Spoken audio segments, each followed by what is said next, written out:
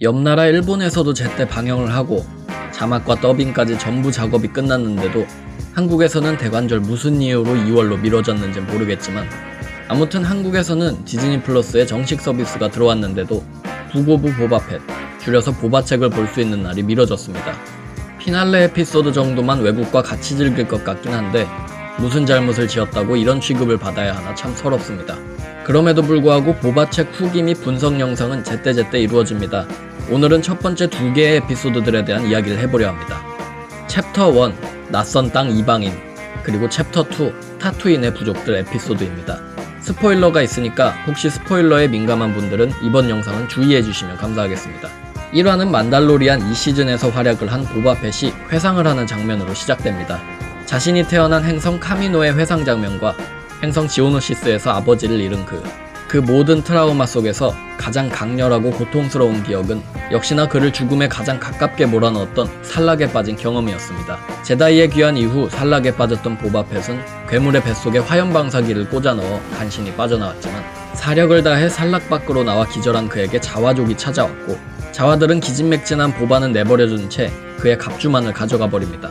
정신을 잃은 그를 데려간 이들은 검은 옷을 입은 터스켄인들, 그들은 보바펫을 노예로 삼아 자신들의 야영지에 묶어두었고 그를 시켜 물이 든 블랙멜론을 채취하는 나날이 이어졌지만 어느 날 거대 괴수가 터스켄 아이를 위협하는 것을 그가 구해주는 일이 일어남으로써 부족의 신뢰를 삽니다. 힘겨운 시간을 보내고 보바는 타투인의 권좌에 앉음으로써 타투인의 다이묘가 되지만 타투인의 수도인 모스 에스파의 시장은 그에게 모욕을 줄 뿐이고 타이밍 좋게 그에게 암살자들이 찾아옵니다. 보바는 페넥샨드를 보내 암살자를 생포하면서 1화는 끝이 납니다. 다음은 2화입니다. 암살자를 생포한 페넥과 보바는 그가 나이트윈드 암살단의 일원이며 자신의 고용주가 시장이라는 사실을 듣고 그를 찾아가지만 시장은 진범은 따로 있다는 소리를 할 뿐입니다. 시장의 말을 듣고 진범을 찾던 보바, 그럼 그 앞에 헛종족의 수도 행성인 날허타에서 권세를 떨치던 쌍둥이 헛들이 나타납니다. 자신들이 자바의 정당한 혈연이기 때문에 타투인을 지배해야 한다는 둘의 협박에도 굴하지 않던 보바펫에게 헛종족 쌍둥이는 의미심장한 말을 남기고 떠납니다. 그리고 드라마는 그가 다시 박타탱크에서 치유를 하면서 플래시백을 이어나가죠. 터스켄 부족의 인정을 받은 보바는 부족의 전사들로부터 터스켄식의 전투법을 배워나갑니다. 보바는 그들과 신뢰를 쌓고 터스켄인들을 위협하던 파이크인들의 무장열차도 파괴합니다. 족장은 그런 보바를 마음에 들어하면서 그를 완전한 부족의 일원으로 받아들이고 전통 의복과 무기도 내어줍니다. 보바책에 대한 인상 변화는 여지껏 본 작품 중에 가장 급변한 것 같았습니다. 그도 그럴 것이 드라마의 첫인상은 굉장히 웃겼거든요. 누가 봐도 일본 시대극을 모방해서 만든 컨셉에 대놓고 다이묘라는 용어와 가마라는 말, 스페이스 닌자들까지 난입하니까 드라마 더 만달로리안에서 아들을 동반한 검객을 세련되게 오마주한 것과는 다르게 이번 드라마는 일본 감성에 취하다 못해 찌들은 것 같다는 느낌도 들었습니다. 1화에서 건질만한 내용은 보바펫의 산락 탈출기를 소설에서 드라마로 영상화했다는 점, 그리고 프리퀄의 장면들을 공들여서 다시 만들었다는 점에 흥미 말고는 없었습니다. 보바펫을 이용한 드라마 묘사나 액션을 기대했는데 터스켄 어린이 손에 이끌려서 사막 한복판에서 산삼이나 캐는 보바펫이라니 뭔가 개그물 같았습니다. 아무리 인기가 많다 하더라도 주연급 캐릭터는 아니었던 보바펫이기에 그를 주연으로 하는 단독 드라마에 선입견을 갖고 있었던 터라 첫인상이 더 별로였던 것 같기도 합니다. 하지만 2화에 접어들어 분위기는 확 바뀌었습니다. 날허타의 헛쌍둥이가 등장하면서 보바의 권력 다툼이 생각보다 어려울 것이라는 느낌이 들기 시작했고 스타워즈가 지금까지 했던 것 중에서 가장 깊고 섬세한 문화적인 묘사도 이루어졌습니다. 이번 화에서 저를 비롯한 많은 사람들을 사로잡은 포인트는 역시나 터스켄인들의 문화가 아니었을까 싶습니다.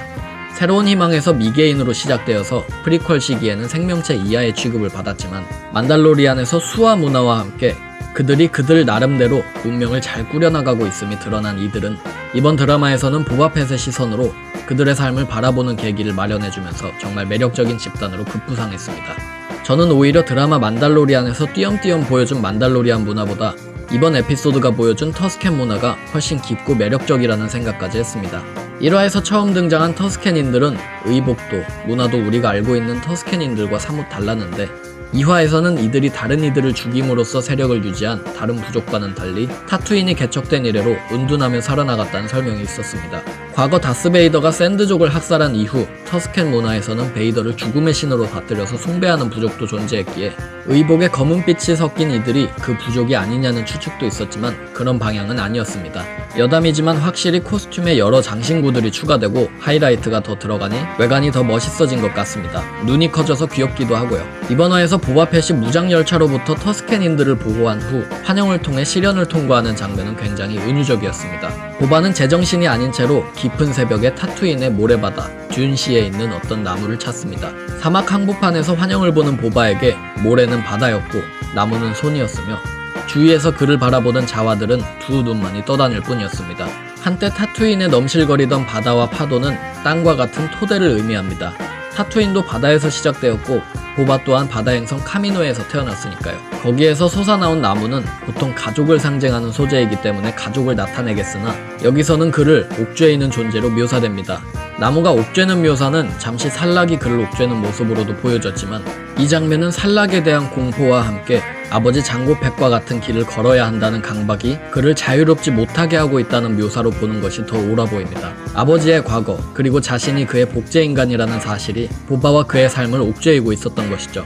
하지만 보바는 살락에 빠졌던 공포와 함께 정해진 삶의 방식이라는 감옥에서 빠져나왔고 공포와 시련을 극복한 것을 인정받아 그 징표로 무기를 얻게 됩니다. 카미노의 바다에서 태어난 보바펫이 타투인의 말라붙은 바다에서 진정한 전사로 벼려진 순간이었습니다.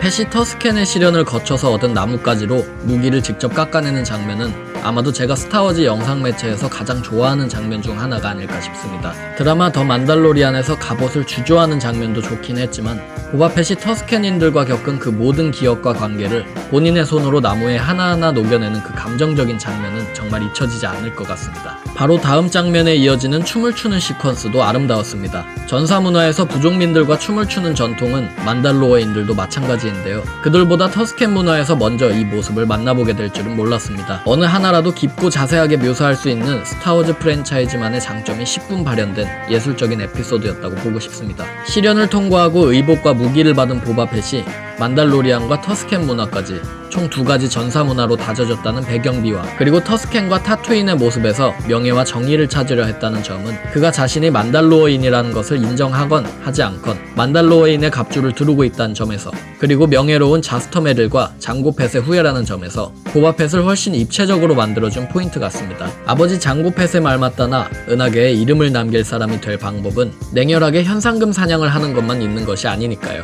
그렇게 내면의 변화가 있었던 그였기에 그로구가 납치당했을 때도 누가 뭐라 하지 않았는데 딘 자린을 도와준 것 같습니다. 그의 곁에 있는 페넥샨드도 마찬가지죠. 인의와 명예로 다져진 관계가 그의 삶에 어떤 전환점과 기회를 가져다 줄지는 드라마를 보면서 좀 더 지켜봐야 할 것 같습니다. 전혀 예상치 못한 카메오들의 등장 또한 재미 포인트였습니다. 가장 기억에 남는 건 역시 블랙 크르산탄의 등장이었죠. 2015년도 다스베이더 코믹스의 첫 등장에서 스타워즈 본가 코믹스와 다스베이더 코믹스 시리즈에 꾸준히 등장한 이 검은색 우키 종족 현상금 사냥꾼은 본래 우키 종족의 고향인 카시크 행성에 살았지만 부족을 욕되게 하여 추방당한 전사입니다. 추바카의 안티테제 포지션이었던 그는 고고학자이자 현상금 사냥꾼인 아프라 박사와 함께 다니는 모습이 잦았던 캐릭터이기도 합니다. 아무리 잔뼈가 굵다지만 마이너한 캐릭터를 실물 슈트까지 제작하면서 쇼에 넣는 걸 보면 그를 시작으로 다양한 확장 세계관 캐릭터들이 다른 작품군에도 등장할 수 있을지 기대를 하게 됩니다. 크르산탄의 경우에는 타투인의 은둔 중이던 오비완 케노비와도 연이 깊은 캐릭터이기 때문에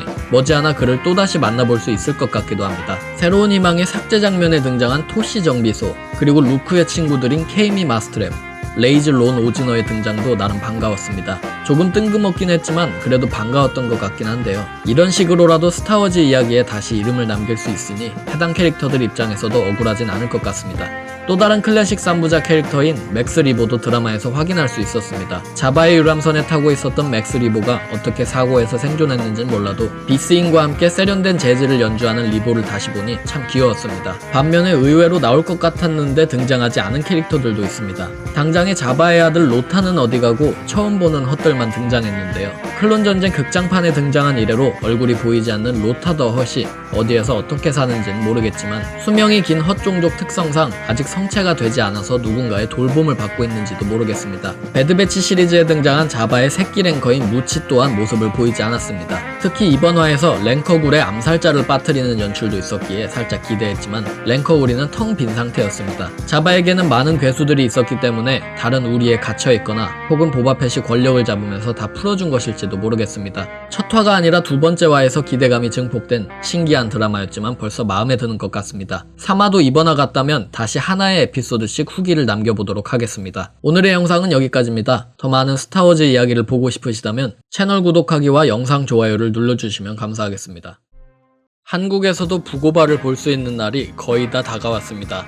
드라마를 보고 계신 분들은 아시겠지만 4화까지가 딱 빌드업이었던 걸 돌이켜보면 뭔가 디즈니 플러스 코리아가 첫날 3화까지 공개한다고 한 결정이 의미가 있는 것 같다는 생각도 물씬 듭니다. 물론 용서는 하기가 어렵지만요. 만달로리안이라는 메인 줄기에서 뻗어나온 첫 외전 드라마라 특히나 더 종잡을 수가 없는 것 같은데요. 특히 이번 4화는 엔딩에서 덕후들의 가슴을 두근거리게 할 연출을 선보여줬기 때문에 더더욱 중요한 것 같습니다. 러닝타임이 길거나 짝수 에피소드면 재미있다는 법칙이 있는 것 같습니다. 오늘의 부고바 영상은 에피소드 3 모스 에스파의 거리들, 그리고 에피소드 4 폭풍전야를 다뤄볼 예정입니다. 3화는 모스 에스파에 대한 브리핑을 받는 보바펫으로 시작했습니다. 자바와 비포르튜나 사후 모스 에스파는 총 3개의 패밀리들이 서로 분할하여 관리하고 있는 상황이었습니다. 트렌도샨, 아퀼리시, 그리고 클라투니안 종족들이 그들이었죠. 타투이는 고사하고 모스 에스파에 자신의 정권을 공고히 하기 위해서는 보바는 최소한 이 세 집단과 원만한 관계를 유지해야만 했죠.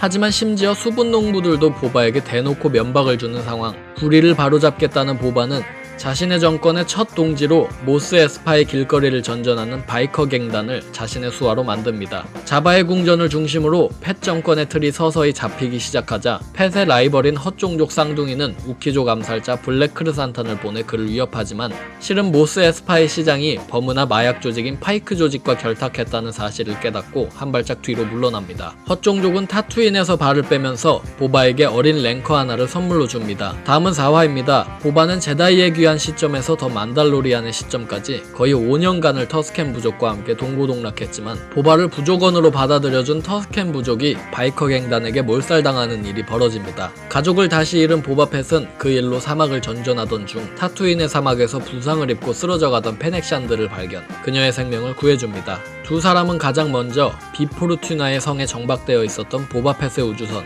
슬레이브 1을 탈취해냈고 터스켄 부족을 몰살시킨 바이커 갱단을 괴멸시킵니다. 물론 펫은 자신의 갑옷 또한 되찾으려 했지만 자와들이 빼돌린 그의 갑옷은 이미 코브 벤스에게 넘어간 뒤였죠. 터스켄과의 삶을 통해 청부업의 회의감을 느끼고 의리와 충성심으로 벼려진 보바펫은 자신의 첫 동료인 페넥샨드와 함께 타투인의 자신만의 부족을 만들고자 했습니다. 파이크 조직과의 전쟁이 예견된 가운데 보바펫에게 가장 필요한 것은 더욱 많은 동료들이었죠.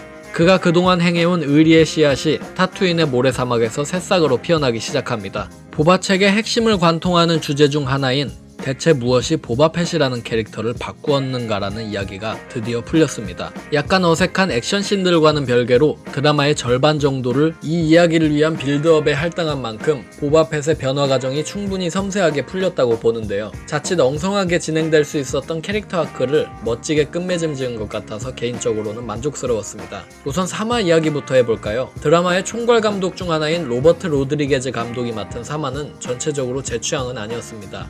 로드리게즈 감독은 신시티, 스파이키드, 최근에는 알리타 배틀엔젤 등 주로 B급 감성의 영화를 제작해오던 감독입니다. 아마 액션씬들에서 감독만의 느낌을 강하게 받을 수 있는 것 같은데요. 특히 보바책의 예고편격이었던 만달로리안 14화의 전투 장면만 봐도 무슨 소리인지 단박에 이해가 되실 겁니다. 드라마적인 면이라면 모를까 모드족의 추격전이나 크르산탄과의 결투 등 주요 액션 장면들을 보면 부디 액션만큼은 로드리게즈 감독에게 안 맡겨주면 안 될까 싶은 속마음도 들 정도입니다. 하지만 미니 시리즈인데다가 오히려 이런 점들이 코믹스 시리즈를 연상케 한다는 점에서는 어째서 이 감독이 이번 보바펫 시리즈의 감독으로 발탁되었는지 어렴풋이 이해되기도 합니다. 액션은 둘째 치더라도 3화에서는 중요한 이야기들이 굉장히 많이 나왔죠. 우선 모스 에스파의 새 패밀리들과 파이크 조직의 위협입니다.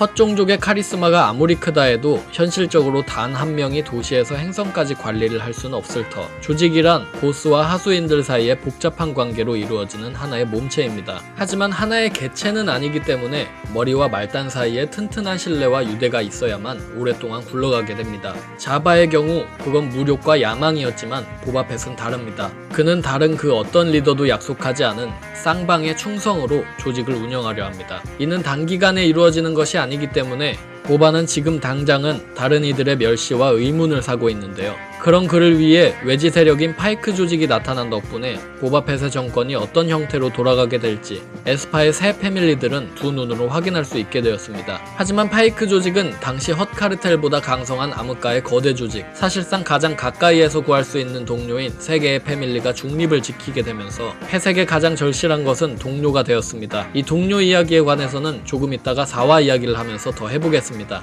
보바펫의 랭커 이야기도 상당히 상징적이었습니다. 로드리게즈 감독의 사촌이자 많은 영화들에서 심심찮게 등장하는 데니 트레오가 랭커의 사육사로 깜짝 출연을 했는데요. 사육사는 마치 간장게장처럼 포장되어 온 이 아성체 랭커에 대해서 지금까지 우리가 알고 있던 내용과는 많이 다른 사실들을 알려줍니다. 랭커는 세간에 알려진 사실과는 다르게 상당히 여리고 충성심이 강한 생명체라고 하는데요. 그 증거로 가장 처음으로 본 주인과 아주 끈끈한 유대를 이룬다고 합니다. 사육사는 그 예시로 행성 다소미르의 마녀들이 랭커를 타고 다닌 이야기를 합니다. 사육사의 말대로 랭커는 본래 다소미르에 살던 토착 생명체이지만 온 은하계로 점차 퍼져나간 짐승인데요. 실제로 탑승을 해서 동고동락할 수 있을 만큼 랭커와 주인의 관계는 강인합니다. 랭커의 이런 새로운 면모는 보바펫이 만들고자 하는 세상의 문법과 같습니다. 겉모습으로 차별받는 한낱 동물이라도 남들이 보지 못하는 면을 통해 그들과 교감하고 충성을 다해준다면 그 동물 또한 주인에게 다시 충성으로 보답한다는 것이죠. 보바는 랭커 위에 올라타고 싶단 말을 하는데 그가 자신만의 조직을 어느 정도 완성한 뒤에 그 증거로 랭커에 올라탄 채로 모스 에스파의 거리를 행차한다면 정말 훌륭한 마무리가 될 듯합니다. 재치 있는 이스터 에그들을 찾는 것도 재밌었습니다. 모드족의 추격전 장면에 등장한 랄프 맥쿼리의 에피소드 6편 컨셉 아트가 가장 기억에 남는 것 같은데요. 컨셉 아트에는 루크 스카이워커가 그려져 있지만 이번 드라마에서는 루크는 지워졌습니다. 말이 많은 모드족과의 추격전 그 자체도 오마주이긴 했습니다. 모드족은 과거 영국의 거리를 누빈 양아치들이고 그들이 벌인 추격전은 게임 섀도우 오브 엠파이어의 그것과 비슷한 타투인에서의 레이싱이었습니다. 모드족 양아치들이 사이보그라는 설정은 과거 스타워즈 코믹스의 느낌이 들어서 좋긴 했는데 역시 과하다면 과하긴 했던 것 같습니다. 4화는 이전 에피소드에 비해서 다시금 더 진지한 이야기로 넘어왔습니다. 가장 중요한 이야기로는 보바펫이 현상금 사냥꾼 이를 때려친 이유가 나오는데요. 동종업계의 페넥샨드와 펫이 나누는 대화에서 펫은 자기보다 멍청한 이들의 일을 대신 수행하는 데 신물이 난다고 말합니다. 그 시간에 자신만의 비전을 이뤘으면 얼마나 더 많은 돈을 벌고 많은 이들을 살렸을지 아깝다고 덧붙이면서 말이죠. 샨드는 펫이 백일몽을 꾸고 있는 것이라 여기며 터스켄과의 삶이 그를 물르게 만들었다고 한마디 툭 내뱉지만 펫은 오히려 그들이 자신을 더 막강하게 만들어줬다고 답할 뿐입니다. 부족 없이는 멀리 가지 못한다. 그가 내뱉은 이 대사는 드라마 북 오브 보바펫을 관통하는 유일무이하고 핵심적인 말입니다. 이 사실을 너무나도 많은 고통과 시간을 겪은 후에야 알게 된 펫은 이제라도 자신만의 부족을 만들 생각이었던 것이었죠. 그가 항상 말하는 의리와 충성이 바로 그의 비밀 재료였던 것입니다. 3화와 4화 이야기를 쭉 들어보시면 아시겠지만 이 드라마는 우리가 모르는 사이에 이미 충성과 의리에 대한 이야기를 착실하게 풀어나가고 있었습니다. 굳이 보바펫이라는 캐릭터를 따로 떼어내서 하고 있는 이 이야기가 앞으로 어떤 사건의 토대가 될지는 개인적으로 생각해둔 내용이 아주 많은데요. 이번 영상에서 다 하려고 하니 대본이 너무 길어져서 그 이야기는 따로 다른 영상을 만들어서 말해볼 생각입니다. 조금 가벼운 주제로 넘어와 볼까요? 저는 개인적으로 이번 에피소드에서 가장 눈에 띈 요소가 드로이드였습니다. 사실 1화 이야기에서 하려다가 까먹은 이야기가 있었는데 바로 이 친구들이었습니다. 이 친구들은 보스턴 다이나믹스가 제작한 발로 차도 넘어지지 않는다는 영상으로 유명한 댕댕이 로봇들인데요. 시대가 바뀌면서 그 기술력이 스타워즈 세계관에도 반영이 된다는 점이 굉장히 재밌었습니다. 마치 BB-8의 첫 등장을 보는 것 같았달까요? 이번 화를 보니 댕댕이 드로이드는 시작에 불과했습니다. 클론의 습격에 아주 잠깐 등장한 C55 요리사 드로이드가 그리버스 장군의 액션을 보여줬고 클론 전쟁에 등장했던 토끼 집사 드로이드가 실제 프랍으로 등장해서 아주 귀여운 장면들을 보여주었죠. 여담이지만 이 LEP 집사 드로이드는 보이지 않는 위험 설정화에서 비롯된 녀석들이지만 클론 전쟁 극장판에서 데뷔를 한 모델입니다. 슬레이브 1이 등장하긴 했지만 아쉽게도 드라마에서는 이름 그대로 불리지 않고 기종명인 파이어 스프레이 건십이라고 불렸습니다. 루카스 필름 측은 우주선 이름을 재명명하지 않았다고 하는데 그것과는 별개로 이름 자체를 잘 부르지 않기로 결정한 생각인 듯 싶습니다. 이름도 이름이지만 작중 취급도 조금 눈물 났는데요. 있는데요. 파이어 스프레이 특유의 외형만을 생각한 나머지 비효율적인 특징들이 계속해서 지적되었습니다. 조종석 창문의 시야나 대포의 위치 등 말이죠. 지진탄을 이용한 액션은 슬슬 뇌절 느낌이 들기 시작해서 저는 별로였습니다. 지진탄이 세로로 터졌으면 어쩔 뻔했나 싶은데요. 살락만 불쌍하게 되었습니다. 그 외에는 세부적인 요소들이었습니다. 보바의 터스캔 부족을 학살한 닉토 종족 갱단인 킨탄 스트라이더스는 닉토 종족의 고향에 사는 괴물이자 우주체 쓰인 대자릭의 장기말 중 하나인 괴물로, 그들이 그리는 문자는 날허타의 알파벳 K를 의미합니다. 블랙 크르산탄이 잘 놀고 있는 트렌도샨 종족을 갑자기 공격하는 부분도 재미있는 포인트였죠. 우키족과 트렌도샨 종족은 서로 이웃 행성에 사는 이들이지만 트렌도샨 종족이 힘이 센 우키족을 납치해다가 노예상에 파는 일이 비일비재해서 서로 앙숙관계입니다. 크르산탄은 이런 종족 간의 고를 참지 못하고 트렌도샨의 팔을 문자 그대로 뜯어버렸죠. 새로운 희망에서 한솔로가 경고했던 그대로 말입니다. 4화 마지막 장면의 큰 크로스오버를 암시하는 음악은 루드윅 고란손의 저력을 새삼 깨닫게 한 강렬한 장면이었습니다. 지금까지 음악 한 소절만으로 특정 캐릭터의 모든 것을 기억나게 할 선율이 있었을까요? 드라마 만달로리안의 메인 선율은 보바책의 이야기만으로도 충분히 재미있었던 팬들을 혼절 직전까지 몰아붙인 선택이었습니다. 어서 빨리 이번 주 에피소드도 보고 싶네요. 할 이야기가 많아서 상당수를 따로 뺐음에도 불구하고 영상이 길어진 것 같습니다. 오늘의 영상은 여기까지입니다. 채널 구독하기와 영상 좋아요는 제게 큰 힘이 됩니다. 3차 백신을 맞고 앓고 있었는데 보바책 5화에서 미친 오타쿠 내용들이 나와버려서 침대에 누워있다가 벌떡 일어났습니다. 오늘 영상에서는 짚어볼 내용이 많기 때문에 줄거리 요약은 하지 않고 곧바로 할 얘기들을 해보겠습니다. 오늘의 에피소드 챕터 5 만달로어인의 귀환입니다. 4화 엔딩에서 엄청난 떡밥을 남겨두어 팬들의 기대를 끌어모은 보바책. 그런데 그 기대를 초월하는 엄청난 에피소드를 만들어버렸습니다. 퀄리티나 영상미 자체가 영화 수준이라서 이전 드라마들의 1시간짜리 에피소드들과는 비교가 안 될 정도였습니다.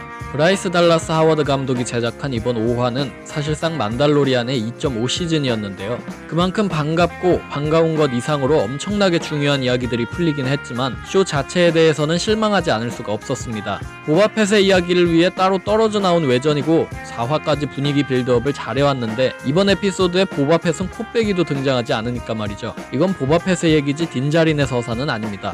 에피소드의 훌륭함과 완성도와는 별개로 이걸 이 시리즈에서 해선 안 된다고 생각하기 때문에 굉장히 아쉬웠습니다. 아쉬운 점에 대해서는 이 정도로만 언급하고 이제 다른 이야기로 넘어갑니다. 우선 가장 먼저 다크세이버 이야기를 하지 않을 수 없습니다. 네바로 사태에서 유일하게 생존한 병기공과 파즈비즐라는 글레비스라는 인공 구조물의 새로운 은신처를 마련 중이던 상황이었는데요. 만달로리안 2시즌까지의 모험을 끝내고 돌아온 딘자린이 불쑥 다크세이버를 꺼내들자 여기에 대한 다양한 이야기들을 해줍니다. 병기공은 다크세이버를 두고 결투에서 정정당당히 얻었다면 한 명이 20명을 이기고 더 많은 자들이 복종하지만 부정하게 얻을 경우에는 땅 전체에 저주가 내린다는 전설의 한 구절을 읊습니다. 이 장면은 반란군 시리즈와 만달로리안 시리즈의 보카탄의 행동의 차이가 어째서 생겼는지를 보여주는 대목이었습니다. 반란군 시리즈에서 사빈 렌에게 무작정 검을 받은 대가로 만달로어가 황폐화되었기 때문에 그 책임이 보카탄에게 있다는 것입니다.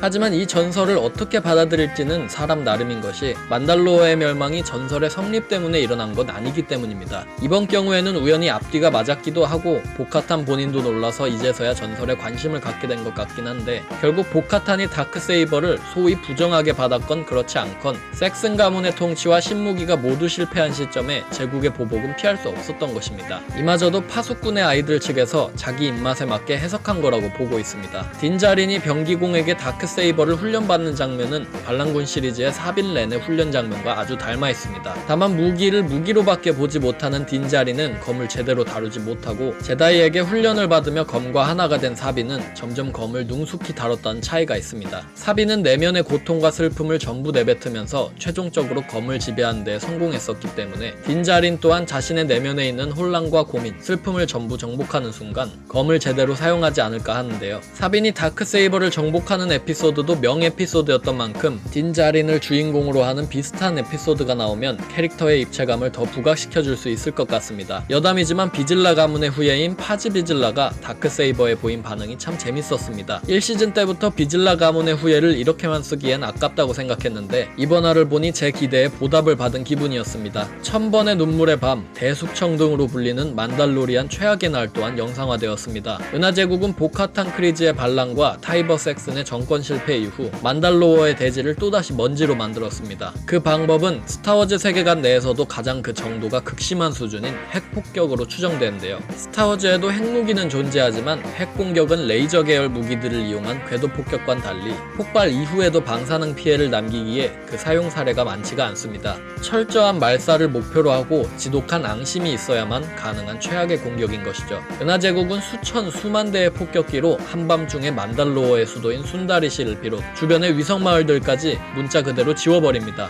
숙청은 여기서 끝나지 않고 생존자들 또한 제국군 드로이드들에 의해 처리되었습니다. 이런 최악의 공격에서 만달로어의 위성 콩코디아에 추방되어 살고 있었던 파수꾼의 아이들은 살아남았습니다. 오랜 전사들의 전통을 따랐다는 이유로 추방되었는데 그 전통이 자신들의 목숨을 살려줬다고 믿는 이들이기 때문에 그들의 문화는 수천 년 전에 고대 만달로어인들의 사회와 닮게 되었던 것이었습니다. 숙청에서 살아남은 콩코디아 계열 만달로어인들은 자신들을 살린 만달로어의 계율을 지독히도 깐깐하게 지키며 살아갑니다. 만달로리안 시리즈의 두 번째 시즌에서 더 큰 우주를 경험한 딘 자린이 이런 파수꾼의 아이들의 계율로부터 벗어날 줄 알았는데 상황이 상황인 만큼 딘 자린은 아직도 병기공의 뜻을 따르고 있는 모습입니다. 하지만 병기공을 따른다는 선택과는 별개로 딘 자린은 우주를 누비며 만난 인연 때문에 계율을 기꺼이 거슬렀고 이 사실을 알게 된 병기공은 그가 더 이상 만달로어인이 아니라고 선언해버립니다. 이 죄를 씻기 위해서는 만달로어의 광산에 있는 생명수를 찾아내야 한다며 말이죠. 만달로리안의 세 번째 시즌이 만달로어 행성을 둘러싼 이야기로 추정된 가운데 딘 자린 본인이 만달로어 행성으로 가야만 하는 이유가 드디어 생긴 것입니다. 또 한 가지 인상적인 대사가 있었죠. 미소사우루스가 새 시대의 막을 열 것이다 라는 말이었는데요. 병기공은 슬프게도 전설에만 존재하는 얘기라 덧붙이며 안타까움을 내비쳤습니다. 만년 전에 만달로어인들이 멸종시킨 미소사우루스가 클론전쟁 시리즈의 질로비스트처럼 살아서 돌아올 수도 있기야 하겠지만 여기서는 일종의 상징을 의미하는 것으로 추정됩니다. 일부에서는 미소사우루스 문양을 사용하는 보바펫이 만달로어 행성의 새 통치자로 비상한다는 것으로 해석하기도 하는데요. 과거 세계관에서도 보바펫이 만달로어의 통치자인 만달로어로 활동한 적이 있기 때문에 가능성이 아예 없는 것은 아닙니다. 다만 장고 펫과 그의 양아버지인 자스터 메릴은 데스워치의 적대적인 저니맨 수호자 세력이었기 때문에 사상적으로 병기공이 펫의 일족을 추앙할 이유는 없습니다. 베스카로는 갑옷을 만들어야 하지 무기를 만들어선 안 된다는 병기공의 뜻에 따라 딘 자린은 베스카 창 끝부분을 녹여 그로구를 위한 선물을 만듭니다. 제다이들은 애착을 버려야 하지만 만달로어인들에게 애착과 관심은 서로 간의 유대감을 높여주는 막강한 힘입니다. 아나킨의 가족에 대한 애착과는 다르게 딘 자린의 애착은 그로구를 도와줄 예정인데요. 정황상 사슬 갑옷으로 추정되는 이 선물 덕분에 그로구는 벤 솔로가 루크 스카이워커의 사원을 공격하는 사건을 맞이하더라도 안전하게 되었습니다. 한숨 돌릴 수 있게 되어서 다행이네요. 딘 자린의 서사에서 가장 중요한 새로운 탈 것 또한 공개되었습니다. 레이저 크레스트에 뒤이어 자린의 전용기가 될 기체는 다름 아닌 나부 황실경호대의 N1 스타파이터. 하지만 어마어마한 마개조를 거친 기종입니다. 넷플릭스에서 한창 카마스터 튜닝의 신이라는 쇼를 본 적이 있어서 그런진 몰라도 저는 전투기를 개조하는 시퀀스 내내 흥미진진했는데요. 보바펫이 가피스틱을 만들 때도 했던 말이지만 무언가의 주인이 자신의 도구를 하나하나 깎아서 만드는 시퀀스는 언제 보아도 좋은 것 같습니다. 전투기의 아스트로맥 드로이드 소켓은 작은 일행 한 명이 더 들어갈 수 있을 정도의 공간으로 바뀌었는데요. 자리의 주인이 누구인지는 말하지 않아도 알 것 같습니다. 딘 자린의 새로운 기체가 건쉽에서 전투기로 바뀐 것도 재미있습니다. 본래 레이저 크레스트는 공간이 꽤 넓어서 딘 자린의 집 역할을 했는데 새로운 전투기는 그럴 공간이 전혀 없죠. 그가 집이라 부를 공간이 따로 필요해졌다는 것인데 이 집이 우주 곳곳에 숨어서 사는 파수꾼의 아이들이 될지 아니면 이들의 진정한 고향인 만달로어 행성이 될지는 딘 자린 본인이 선택해야 할 몫입니다. 그래서 그런지 딘 자린이 전투기를 타고 쏜살같이 우주로 날아오르는 장면을 보고 속이 시원하다는 생각이 들었던 것 같습니다. 영상미도 실제 전투기 조종석에서 찍은 것 같았고 말이죠. 에피소드 1에서 아나킨이 포드레이서를 타고 질주한 분타이브 클래식 경기장을 한 바퀴 도는 장면도 노스텔직했습니다. 여담이지만 오더의 몰락에 등장한 BD 시리즈 드로이드가 실사 드라마에 등장까지 한 걸 보고 보통 오타쿠들이 아니다 싶었습니다. 김신의 파일럿도 다시 등장합니다. 신공화국의 순찰자들 시리즈가 현재로선 제작 취소되었는데요. 그래도 이런 식으로라도 다시 등장을 해서 제국잔당을 조사하는 큰 시대적 배경을 상기시켜준 게 마음에 들었습니다. 재밌게도 이 장면 속 두 대의 엑스윙의 색이 서로 다른데 짬이 높은 김씨 아저씨 엑스윙은 반군연맹 당시의 도세 보라색이고 신참의 엑스윙은 신공화국의 푸른 엑스윙입니다. 마지막으로 살펴볼 내용은 과연 그가 6화에서 그로구를 다시 만날 것인가에 대한 내용입니다.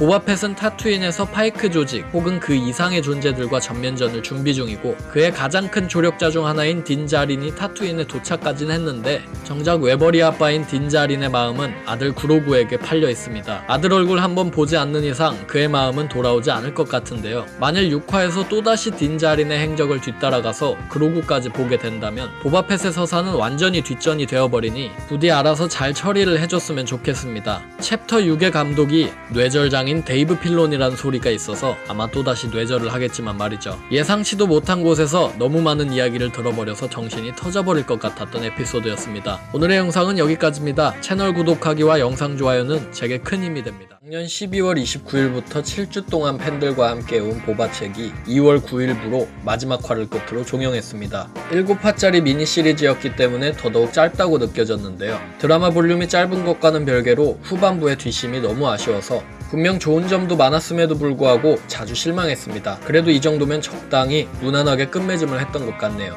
우선 줄거리부터 요약해보고 후기로 넘어가 보도록 하겠습니다. 보바책 챕터 6 사막에서 온 이방인, 그리고 챕터 7 명예의 이름으로입니다. 6화는 돌연 코브 반스의 동네인 모스펠고에서 시작됩니다. 벤스의 동네까지 퍼진 파이크 조직의 스파이스 유통. 코브 반스는 우선 자력으로 막아보긴 하지만 한계가 있을 것이라는 사실을 깨닫습니다. 그리고 시점은 5화에서 예고한 루크에게 훈련받는 중이던 그로구로 넘어가는데요. 딘자리는 병기공에게 부탁한 사슬갑옷을 그로구에게 넘겨주려 했지만 서로에 대한 애착까지도 결속이 되는 만달로어인들과는 달리 제다이들에게 애착은 독입니다. 아소카의 말을 들은 딘은 그로구를 보고 싶다는 그 마음이 만달로리안 이 시즌 엔딩에서 스스로 결정을 내린 그로구의 의지와 욕심과는 다르게 자신만의 욕심이라는 사실을 깨닫고 돌아섭니다. 그 대신 보바펫을 도울 지원군을 찾기 위해 이제는 프리타운이라는 이름으로 개명한 모스펠고의 보안관 코브 반스를 찾아오죠. 자린의 도움 요청에 반스는 우호적이었지만 마을 사람들을 모으자마자 파이크 조직의 하청을 받고 활동하던 전설적인 현상금 사냥꾼 캐드 베인과의 결투로 치명상을 입고 쓰러집니다. 다음은 마지막 7화입니다. 코브 반스의 부상을 모르는 보바펫과 그의 동료들은 막연하게 그의 지원군이 올 때까지 모스 에스파 곳곳을 예의주시하고 있습니다. 하지만 중립을 지키기로 했던 모스 에스파의 새 패밀리가 펫을 배신하여 총을 꺼내들고 기어이 폭풍이 불어옵니다. 보바펫과 딘자린, 페넥샨드 등 소수의 동료들은 수많은 적들을 상대로 끝까지 저항하지만 한계가 있습니다. 하지만 이내 서서히 모이기 시작하는 보바펫의 명예의 산물들. 딘자린은 명예의 이름으로 죽음을 맞이하겠다 말하지만 명예는 그들을 구원합니다. 보바펫이 과거에 추구했던 욕심이라는 가치, 그리고 새롭게 갖게 된 명예라는 가치가 타투인의 사막에서 충돌하고 오랜 인연도, 새로운 인연도 결론을 맺게 됩니다. 이유를 알 수 없는 기획, 아쉬운 빌드업, 살짝 애매한 엔딩까지 4화까지의 이야기가 약속한 보바펫 서사의 완성은 개인적으로 느끼기에 대충 60% 정도만 끝이 났습니다. 4화의 느낌으로 5, 6화를 봤으면 그나마 괜찮았을 텐데 괜히 다른 분위기의 에피소드 2개를 중간에 끼워 넣으니 처음 봤을 때는 어색한 느낌도 많이 들었던 것 같습니다. 특히나 7화까지 보고 딱 2화 정도의 이야기가 붕 떠있다는 인상을 강하게 받았는데요. 정말 감정적으로 받아들여질 수 있었을 많은 장면들이 다소 가볍게 넘어간 점은 두고두고 아쉽습니다. 부디 다른 스핀오프 드라마들에서는 이런 아쉬운 행보를 반복하지 않았으면 좋겠습니다. 우선 6화 얘기부터 해보겠습니다. 6화는 전세계 모든 팬들의 예상대로 데이브 필로니의 뇌절 에피소드였습니다. 잘 만든 에피소드였으니 그럴 수도 있다고 넘어간 챕터 5와는 달리 그냥 자기가 하고 싶은 모든 얘기들을 사심을 담아 만든 팬필름 같은 에피소드였습니다. 개인적으로 만달로리안 시리즈 이후로 데이브 필로니의 평판이 지나치게 과대평가받아왔다고 생각하는데 이번 화를 기준으로 다른 분들도 이 의견에 동의했으면 합니다. 클래식 시대와 프리퀄 시대가 보여준 성격의 간극이 큰 보바펫이라는 캐릭터의 캐릭터성을 7개 에피소드 만에 하나로 봉합해야 하는 장소에서 1시간은 보바펫의 사이비 지인이 중고차 거래로 머슬카를 제작한 이야기를 보여주고 심지어 다음 에피소드에서는 그 사이비 지인의 아들이 산속에서 돈 닦고 수련하고 그 지인이 또 다른 지인을 만나러 가는 데에 소비했으니 7화가 아무리 마무리를 잘한다 한들 끊겨버린 빌드업 탓에 명작으로 거듭나지 못하는 건 당연해 보입니다. 딘자린 서사, 그로구 서사, 루크 서사 다 좋다 이건데 왜 그걸 남의 집에서 하냐 이겁니다. 어찌됐건 6화 이야기를 하려면 루크 스카이워커 이야기부터 하지 않을 수가 없습니다. 다른 건 둘째치고 루크의 외모 얘기부터 하고 싶은데요. 만도 이 시즌 엔딩에서 어딘가 나사 빠진 듯한 얼굴을 갖고 있었다면 그 이후로 딥페이크 기술 관련 유튜버를 영입한 덕분인진 몰라도 젊은 마크 해밀 그 자체가 되어서 돌아왔습니다. 있었습니다. 어느 각도에서 봐도 정말 젊은 루크 스카이워커 그 자체였기 때문에 광선검 액션을 하건 뛰어다니건 놀라웠습니다. 그리고 루크가 입은 태권도복 진짜 귀엽더군요. 오더 66 회상 장면도 등장했습니다. 이 장면은 정말 짧음에도 불구하고 재미있는 할 얘기들이 많기 때문에 한국에서 6화가 방영하는 주에 따로 영상을 만들어서 업로드해보겠습니다. 돌아온 루크 스카이워커는 혼자가 아니었습니다. 아소카 타노도 그의 곁에 있었죠. 아소카 타노의 등장은 제가 정말로 이 에피소드를 싫어하게 된 이유였습니다. 사실 만달로리안 이 시즌의 데이브 필로니 에피소드에서 아소카가 튀어나왔을 때도 그냥 아소카가 에즈라와 스론을 찾으러 돌아다니다가 우연히 딘자린과 만났다는 선에서 독자 드라마에 대한 예고편으로는 보여줄 수 있다고 생각하고 넘겼는데요. 열심히 우주 블루베리들을 찾으러 돌아다녀도 시원찮은 캐릭터가 한가하게, 그것도 루크 스카이워커 옆에서 농땡이 피우고 있으니 내가 이걸 왜 보고 있어야 하나 싶었습니다. 누가 봐도 아소카가 이 장면에 나온 이유는 딱 하나, 필론이 자케이기 때문입니다. 클래식 3부작의 주인공과 그보다 한참도 더 전 시간대의 외전 캐릭터가 실사 드라마에서 만나 농담이나 주고받는 광경을 보니 마치 세계관이 붕괴할 것만 같다는 생각까지 들었습니다. 심지어 이런 차마 보기도 힘든 자케사랑 시퀀스가 드라마에 미치는 영향이 거의 없었다는 점은 저를 더 맥빠지게 했습니다. 이 30분여의 루크 스카이워커 플롯은 북 오브 보바펫, 더 나아가 만달로리안 이야기에서 길게 보여줄 필요가 없었던 시퀀스였습니다. 그러고는 아빠가 보고 싶어서 뛰쳐나왔고 루크는 슬퍼집니다. 끝. 제발 이런 내용을 앞으로 더 보지 않았으면 좋겠습니다. 6화는 이런 의미 없는 얘기만 계속해서 풀어나가다가 마지막에 가서야 가장 인상적인 플롯 하나를 깜짝 공개합니다. 바로 캐드 베인이죠. 베인이야말로 에피소드 제목이 암시한 사막에서 온 이방인 캐릭터였는데요. 아소카와 그로구, R2, 루크의 클론 트루퍼, 딘자린, 코브 반스까지 보고 나서 만나니 처음에는 한숨 쉬며 맞이하긴 했지만 캐드 베인이 6화와 7화에서 묘사되는 모습을 보니 오히려 7화를 볼 때는 감탄사를 연발하며 시청했습니다. 드라마 시점으로 무려 71살인 이 걸어다니는 현성금 사냥꾼계의 박물관은 뭔가 우리가 기억하던 모습은 아니긴 했습니다. 트레이드마크인 이쑤시개도 없고 같이 다니던 토도도 없고 아무튼 뭔가 많이 달라져서 온 캐드 베인은 보바펫과의 기나긴 인연을 마무리하기 위해 타투인까지 행차합니다. 뒤에서 7화 이야기를 하면서 더 언급하겠지만 캐드 베인의 등장은 정말로 유의미한 선택이었습니다. 터스캔들을 만나며 바뀌기 전에 보바펫의 캐릭터가 어땠는지를 상징하는 캐릭터이자 그와의 마지막 결투는 보바펫이 어떻게 변화했는지를 보여줄 기회였으니 말이죠. 더불어 캐드 베인이라는 캐릭터를 상당히 캐주얼하게 드라마에서 소개함으로써 뉴비들에게는 멋진 카우보이 외계인 하나를, 올비들에게는 스타워즈의 강점인 넓은 세계관과 깊은 역사를 체감하게 했던 시퀀스였습니다. 6화 얘기를 정말 오래 했으니 이제 7화로 넘어옵니다. 7화는 내용상으로는 특별한 점이 없습니다. 최후의 전쟁, 그게 전부였죠. 다만 이 플롯의 연출면에서 살펴볼 것들이 적지 않습니다. 로드리게즈 감독이 디렉팅한 7화는 지난 4화까지의 그 묘한 엉성함이 그대로 들어있는 에피소드였습니다만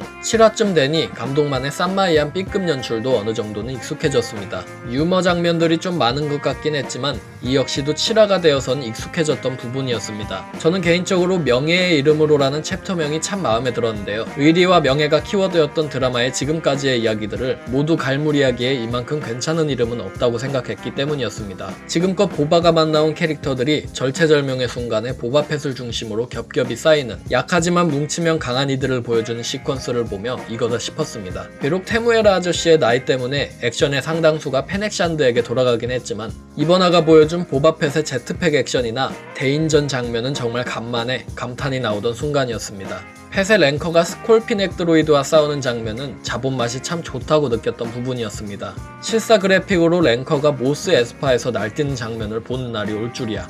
고질라의 킹콩의 정말 많은 영화들의 모습이 언뜻 보였는데 속은 시원했습니다. 처음 볼 때는 알아차리지 못했는데 레전드 세계관 속 전투 드로이드였던 스콜피넥 드로이드의 등장은 정말로 예상치 못한 것이었습니다. 스콜피넥 선멸 드로이드는 원래 클론 전쟁기의 분리파가 소량 생산한 일종의 초대형 드로이데카입니다. 단 한 기만으로 공화국군의 ATT 워커를 10기 정도 상대할 수 있는 막강한 드로이드였죠. 이번 드라마 시리즈에서는 특히 더그 취향의 미사용 프리퀄 3부작 디자인들이 깔끔하게 다시 치장하고 나와서 프리퀄의 감성을 많이 느낄 수 있었는데요. 스콜피넥 드로이드도 그중 하나였습니다. 드라마에서 한결같이 드로이드들을 잘 썼다는 점은 인정해야만 하겠네요. 다만 랭커와 스콜피넥 드로이드 외의 길거리 교전들은 별 감흥은 없었습니다. 제 지인은 스타워즈 보드게임을 보는 듯한 교전이었다고 했는데 동의하지 않을 수가 없었습니다. 랭커 또한 3화에서 보여준 이야기의 갈무리로 잘 사용되었습니다. 랭커는 보바펫이 꿈꾸는 신념, 증명하고픈 이상, 그리고 펫 본인의 화신입니다. 3화 후기에서도 말했듯 겉으로는 과격하고 무자비한 킬러이지만 속으로는 그렇지 않고 충성심 높은 짐승이니까 말이죠. 펫은 결국 그런 랭커를 보란듯이 타고 파이크들을 몰아내는 데 성공하면서 그의 변화된 모습을 선보이는데요. 다만 그렇다고 그가 본래 지니고 있었던 잔혹함이 소멸된 것은 아니었습니다. 그는 만달로리안이자 터스캔이어 냉혹한 킬러이지만 명예로운 전사입니다. 이성을 잃고 날뛰는 랭커 또한 그런 펫의 이중성을 보여주는 장치였다고 생각하는데요. 다시 한번 랭커와 펫의 교감 장면이 더 없었다는 점이 아쉬운 이유였습니다. 캐드 베인과의 마지막 결투씬은 제가 베인의 빌드업을 왜 진작에 하지 않았는지 궁금하게 만든 포인트였습니다. 3화에서 메인 빌런인 줄 알았던 헛이 물러나고 곧바로 파이크가 들이닥친 뒤 4화나 5화 정도부터 베인의 등장을 암시했더라면 보바펫의 캐릭터와 대비할 존재도 있고 현재의 그가 과거의 그와 얼마나 다른지도 더 효과적으로 보여줄 수 있었을 텐데 말이죠. 보바가 랭커와 교감하는 장면과 더불어 어째서 드라마에 진작에 넣지 않았는지 의문스러운 포인트 중 하나였습니다. 어찌됐건 펫은 총을 사용한 캐드 베인과의 결투에선 패배하지만 그가 가지게 된 새로운 무기인 끈끈한 명예의 무기로 베인을 찔러 죽입니다. 단순히 미완성된 클론 전쟁 에피소드의 결론만을 예상했기 때문에 그가 가피스틱으로 베인을 죽이는 모습이 나왔을 때 예상보다 훨씬 더 좋은 연출에 만족스러웠습니다. 굉장히 상징적인 장면이었고 정말로 마음에 드는 장면이었는데요. 마치 반란군 시리즈에서 과거에 갇힌 다스몰과 많은 일들을 겪고 변화한 오비완 케노비와의 싸움을 현상금 사냥꾼들의 버전으로 다시 보는 기분이었습니다. 결정적으로 보바펫은 모스 에스파의 인정받은 지도자가 됩니다만 엔딩은 좀 애매합니다. 엔딩 시퀀스도 만달로리안 예고편으로 끝나고 포스트 크레딧 영상도 죽지 않고 연명한 코브 반스였기 때문에 하나부터 열까지 보바펫 드라마가 맞기는 한가 하는 의심이 다시 들었습니다. 엔딩은 얼레벌레 끝나긴 했어도 최소한 배신자들을 확실히 제거하는 점은 마음에 들었습니다. 일처리를 전부 페넥샨드가 해버려서 북 오브 페넥샨드가 되어버린 것 같긴 해도 말이죠. 드라마 총괄 후기 영상을 만들 예정인지라 할 얘기들을 많이 뺐는데요. 그래도 제가 이 드라마에서 느낀 점들은 대충 와닿았을 것 같습니다. 기묘하고 특이하긴 했어도 감동적인 부분들, 재미있는 부분들이 많았던 만큼 제작진들이 선택한 2개 에피소드를 그냥 예고편으로 날려버린 영문모를 선택이 더더욱 아쉽기만 합니다. 보바책은 끝났지만 아직 관련 영상들은 끝나지 않았으니 다음 스타워즈 신작이 나올 때까지의 심심한 마음을 제 영상들로 달랠 수 있으면 좋겠습니다. 오늘의 영상은 여기까지입니다. 채널 구독하기와 영상 좋아요는 제게 큰 힘이 됩니다.